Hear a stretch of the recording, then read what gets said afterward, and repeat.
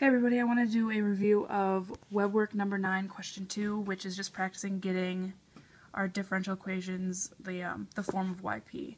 The table in our notes is actually going to be really helpful for this.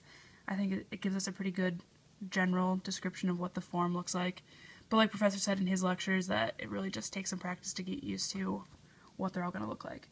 The one thing that I had to go back and look at was sometimes the form of yp has more terms in it than g of x, so that tripped me up on a couple of these problems, so let's go over some of them. So for the first one, we have y double prime minus 8y prime plus 15y equals 7t plus 9e to 3t.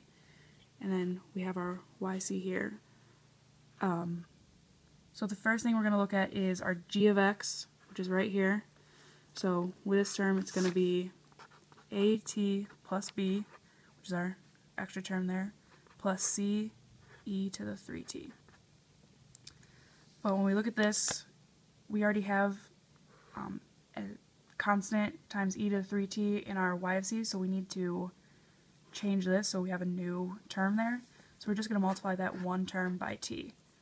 So our y of p is going to end up as at plus b plus ct of e raised to the 3t power. So it's not necessary either on this one. I got tripped up. I thought we were supposed to multiply the whole entire expression by t, but it's only the piece of the expression that we need to change. So if we look at the next one, our new g of t is going to be 7t squared minus 6t plus 4 plus 4 times e raised to the negative 3t. And so with our y of c listed for us, it's awesome. They did the hard stuff, I think, for us right here.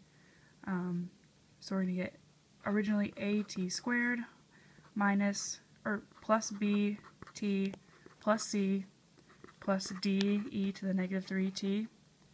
But with this one, since we have this just constant here, this c, we need to change that. So this whole piece is going to be multiplied by t. So we finally, y of p is going to be equal to at to the third plus bt squared plus ct plus d e to the negative 3t.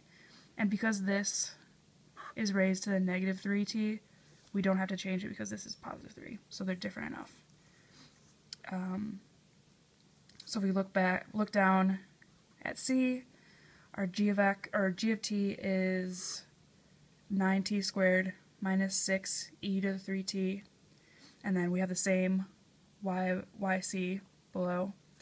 So we're going to get at squared plus bt plus c plus d e to the 3t. And so with this one, since this e is raised to 3t, we will have to multiply this whole thing by t, since we still have that constant term there. So this one, yp equals at cubed plus bt squared plus ct plus dte to the 3t. So it's not so bad as long as you're paying attention to what terms are already in our answer, y of c.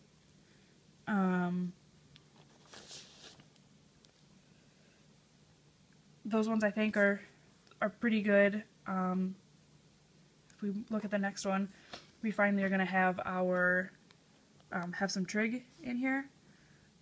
So our g of t is 7 cosine of negative 6t, and then here's our y of c here. So the form on this one, if we just have one trig term, it's going to end up with 2. So we have a cosine of negative 6t, and we always keep what's in the parentheses. That always stays the same in these. And it's going to be plus b sine negative 6t. And the cool thing about these ones is even if this was 7 sine here, it would still have this form, except sine would be first and cosine would be second. Order doesn't really matter on that one, so it would still just be the same answer. And with this one, this is actually our final answer, because and our y of c, both terms have an e to the 3 raised to the 3t in them, so that one's good to go. If we look at this one, if we look at letter E, we have our g of t is 7e to the 3t sine of negative 6t plus 9e to the 3t, and the same exact yc as before. So our form of yp is going to be